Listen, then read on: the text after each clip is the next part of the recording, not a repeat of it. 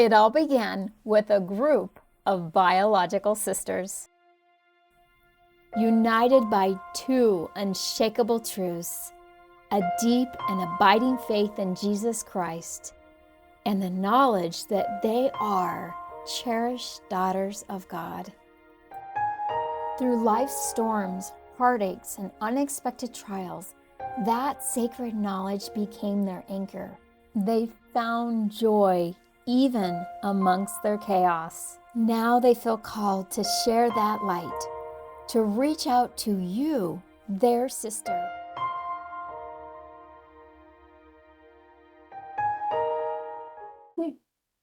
Welcome to Sister Talk. I'm Denise. I'm Darcy. And I'm Danita. And in this episode, we will be talking about before the I do becomes the I don't.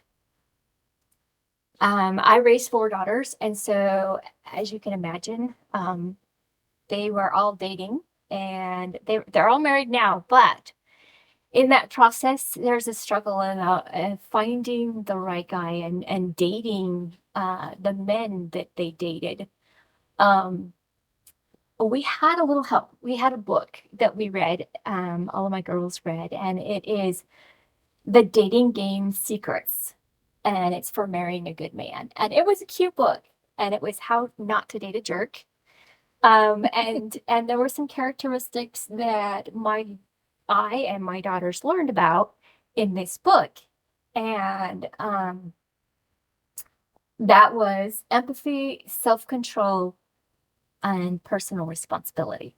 And so we'll talk a little bit about that. But before we start that, did you ladies have any thoughts? Well, I had a date twice in my life. So did Danita. The first time I'll be honest, I was too immature and I didn't take it seriously like I should have. The second time around, I probably took it too seriously. So I definitely have a lot of experience in dating and the do's and the don'ts of dating.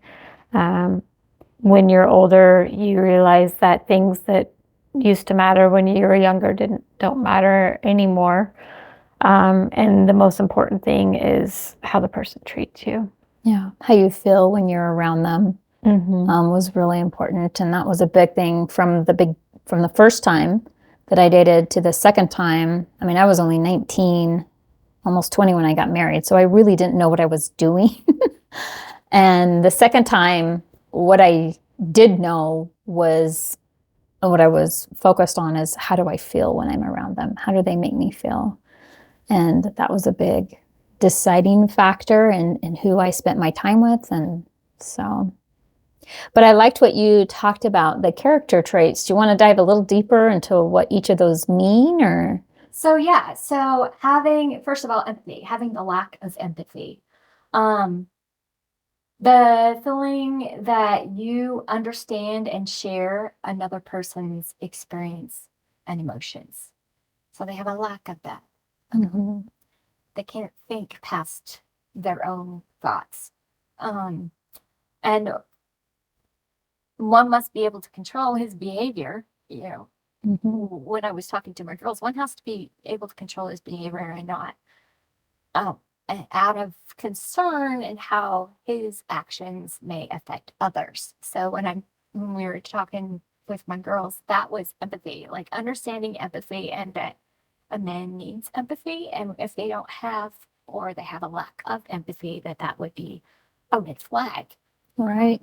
And you wonder why. Why is that, or why do they struggle with that? And, a word that's thrown around probably a lot, probably too much, is narcissism. But the root of narcissism is self-centeredness.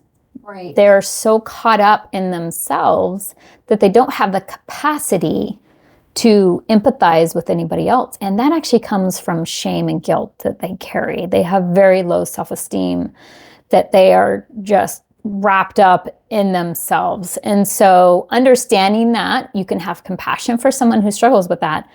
But definitely that would be, a red flag, that if they are really struggling with self-esteem and deal with a lot of shame, that's going to show up as anger. It's going to show up as selfishness in a marriage. Yeah, I would say the huge thing for me now, my husband now has probably too much empathy. Like he is the big cuddly teddy bear. And so I would say that's huge because our marriage goes very smoothly because he can understand my perspective and I try to do my best to understand his perspective.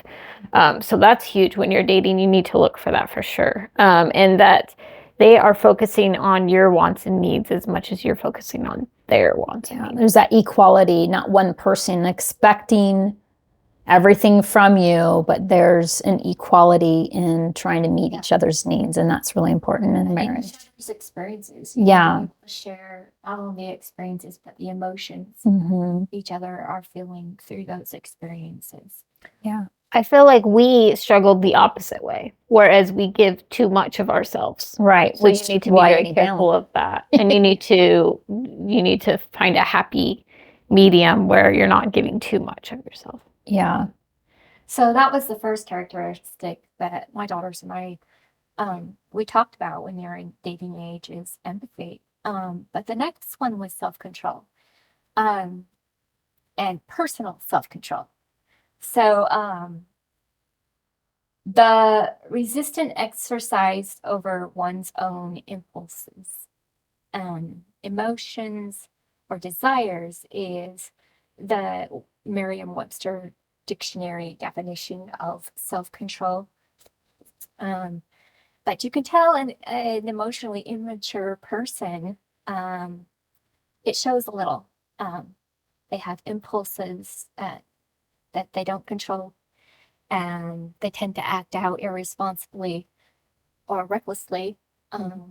So they don't really have self-control over certain things in their life. Not everything. They have control over some things, but there's some red flags when you see in self-control that they can be a little reckless about. And so you have to be aware of that. There's usually an addiction that the person has a hard time controlling when they don't have any self-control. One of the big ones that I know girls worry about is porn addiction. And that one can, like when you're dating them, if you tell them to stop and they don't, that's a red flag. And so their self-control to respect your boundaries, your physical boundaries, is an indicator and a red flag whether or not they have self-control. So that's a big one. I know when I talk to my daughter, her big thing is if she's dating somebody and they get to a point where they're becoming physical, do they have self-control or not? And if they don't, she'll break up with them.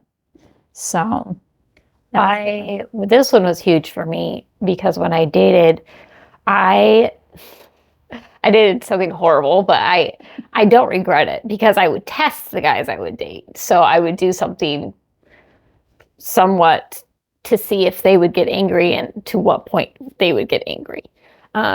You kind of need to do that. You kind of need to see the limitations and not always be this perfect person when you're dating.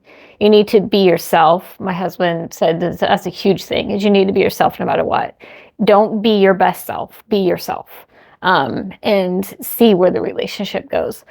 I think that's huge with self-control. So the way I would test the guys I was dating is I would do silly things like I would pretend to lock my keys in the car and see how they would react.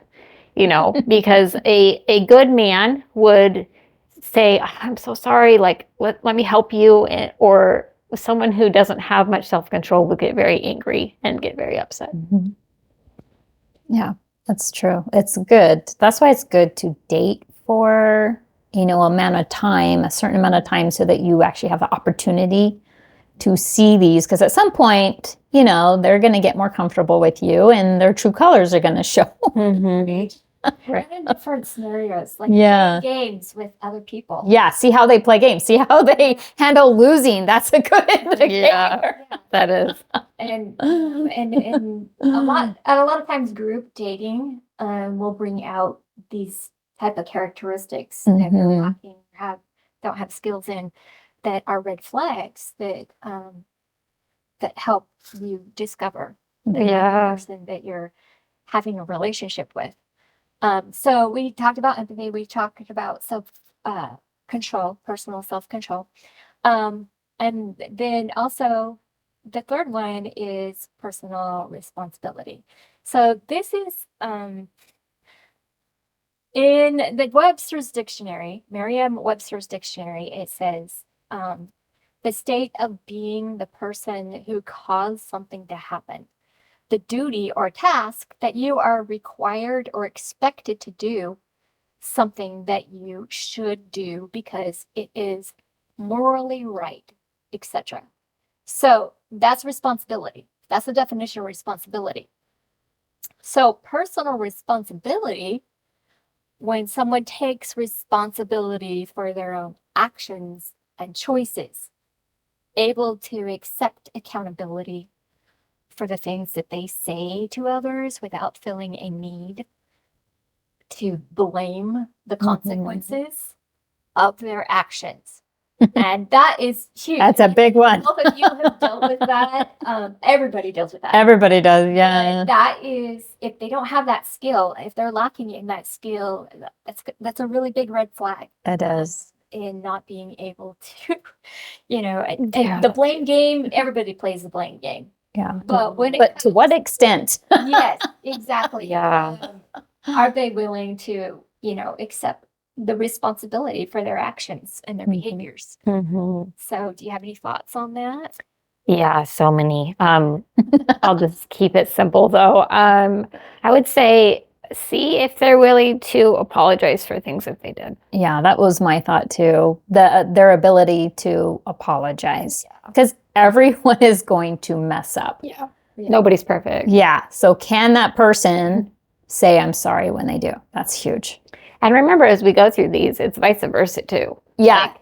For the woman as well. Can you apologize? Do you have any of these red flags? Yeah. And if you do, work on changing them. Exactly. Which is awesome. Because I remember in the back of this book, all of my girls, there's a test you can take to find your emotional maturity level. That'd be interesting. You can take this for yourself and see where you're at. Where are you lacking? And that's the idea. You want to marry somebody that has these skills. You need to increase your ability to use these skills in order to attract the right person. Right. Speaking of which, attracting the right person. So I had a feeling to bring this up, and it's kind of an awkward conversation, but I feel like it needs to be said. I feel like too many women and sometimes men throw themselves at their significant other, or they go about it in a different way that they shouldn't. So how do I put this? For women, I would say that you need to have class. And what that means is that you need to hold your head high and you need to respect yourself and your body. That means that on social media, if you want a good man, you need to keep your body covered. And that's just my personal opinion. And I spoke to my husband about this.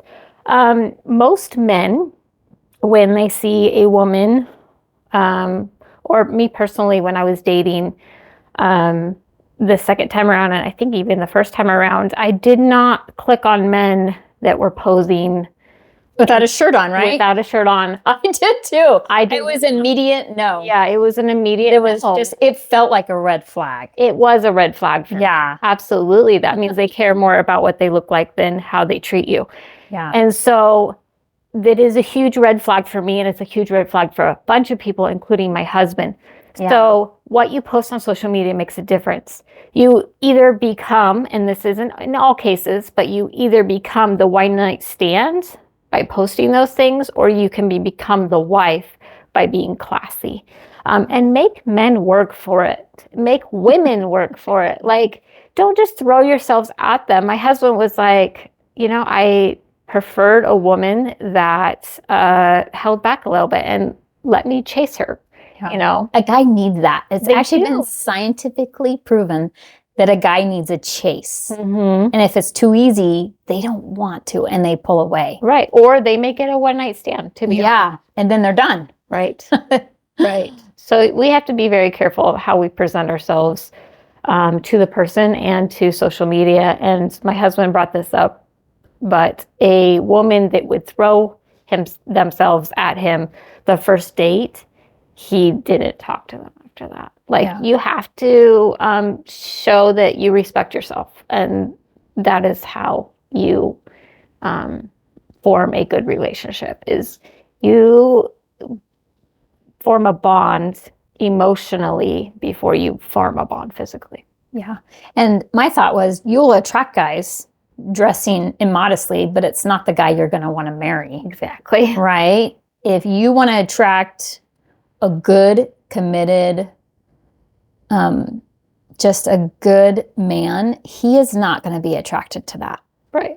Well, and he might be, but it might just be for a short term. Yeah.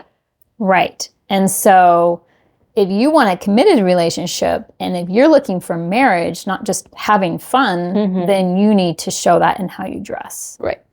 So, Exactly. Yeah. In this book, it talks about the definition of a jerk. And I think we've kind of, we've talked about it a little bit here. In this book, it says, someone without empathy, who acts without regard for the feelings, needs, and rights of others. So that would be considered a jerk. And that's like, you're trying to, when you're out there and you're like, oh, he's such a jerk. That is there's something in there, in the empathy or self-control and personal responsibility. Or they're lacking one of those or all of those. Exactly. And so, and what we're looking for, what my daughters was looking for, was a husband that was mature, emotionally mature. And I think that's what all women need, is we need someone who is emotionally mature. So what is emotionally immature? And I love the definition Alice Goodwin Snell had in this book, is someone who has a desire to be loved, but unfortunately cannot love deeply themselves. They want the selfish experience of love, not the selfless experience of love. So sometimes we're blind when we're dating because they're cute. And they're charming. They're charming.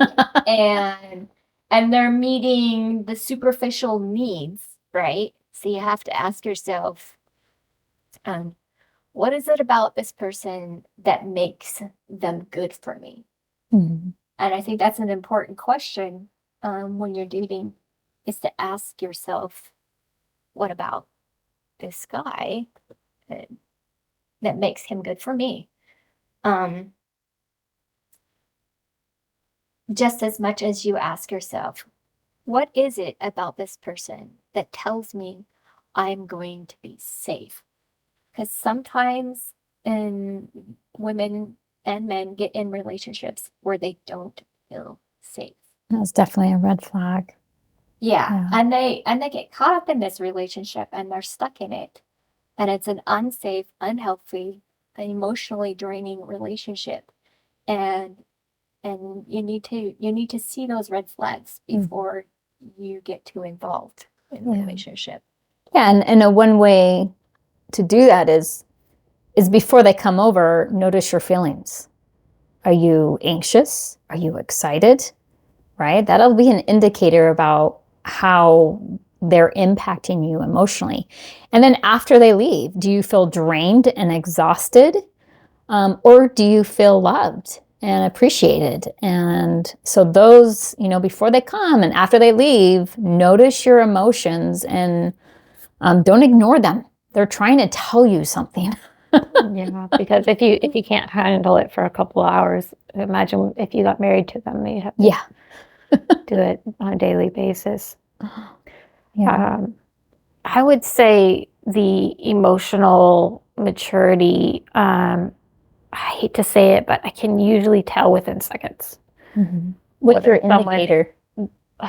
So, and I hate to say this, but I think, and okay, so when a man or a woman walks into a room, there is usually the one that is emotionally immature or one that seeks everybody to look at them. That is usually immaturity or a lack of, they didn't get that as a child and they're seeking it as an adult. So my first indicator is if they want to be the center of attention all the time, and or they are really loud. It usually indicates that they are very much needing attention, and that is always going to be a thing, and it's going to drain you. I'm not saying that if you're an exciting, happy person, that is not what I'm talking about. I'm talking about somebody who gets upset when they are not the center of attention. Or they talk over everybody else and they have to be the one interrupting or always talking all the time. That's something I noticed, when my kids would bring someone over that they were dating, that they weren't able to have like a normal conversation. They tried to dominate that conversation, and that was definitely a red flag that I noticed. Yeah. And in my thought, they weren't thinking about what the person said. They're thinking about what they're going to say next. Right, which is very self-centered, right? Yeah. And somebody who has self-worth is contributing to the conversation. They've listened to what you said, and they have enough self-worth in themselves that they don't need to put themselves out there. They're going to repeat back what you said and then share their thoughts, because they're thinking about you. That's a sign they have good self-esteem, which is good self-esteem comes from, or emotional maturity comes from having good self-esteem. Yes. And that can be changed, so it's not permanent. You can change yourself and make yourself better by sitting there and listening to other people and making sure that you're not always putting yourself first. Yeah, and I have to admit, I probably lacked some of these when I was 19 and got married, but over time, I definitely worked on them and I improved them. And that's another indicator as to like personal responsibility. You have to understand that, as a young adult, you're young and you're still learning, but is that person willing to change? Is that person willing to develop and grow and be responsible? Because they aren't going to be perfect and they may struggle in some areas, but are they willing to work with you on that? That's a huge indicator. That reminds me, my first marriage, all of you know, if you watched our other episodes, that I used to drink, and I used to drink a lot. So when I was slowly changing my life around, but when I met my first husband, one of the things that attracted me to him is that he didn't want that. He didn't want that around him. And so he set a boundary for me. He said, you need to stop drinking and smoking or I'm not going to marry you. I didn't have the self-control because I never had a man stand up to me and say, I don't want that in my life. They always did what I wanted to do because they wanted to appease me. Right. But he finally stood up to me and said, I don't want that in my life. And so I quit, like cold turkey quit. It was very hard. It's awesome. See, there you go. Personal responsibility right there. I took on responsibility of myself. I realized that I did not have self-control and I changed it for him. So people can change. But you have to stand up and say, I'm not okay with this. That's why you got to set the boundaries when you're dating, not after you get married. Right. If you're dating and you see something that they're doing that you would not want that behavior in your marriage, then let them know and see how they respond to that. Right. It's either going to change or it's not. Yeah. So thank you for joining us. We're going to talk about our needs. as a man and a woman, and we'll have some guests with us, the love she most desires and the respect he desperately needs. Yes. So after you say the I do's, what's next? How do you make it successful, right? Exactly. Yeah, we had our brothers suggest a book, and so we're all going to read it and talk about it. Yeah. And we'll have some men with us so they can give their 2 cents on what they need and desire the most. Yeah. So join us next time. And for now, find joy in your chaos. Today's message brought you hope, insight, or even just a moment to breathe. We invite you to like, follow, and subscribe. There's more to come, more truth, more healing, and more sisterhood.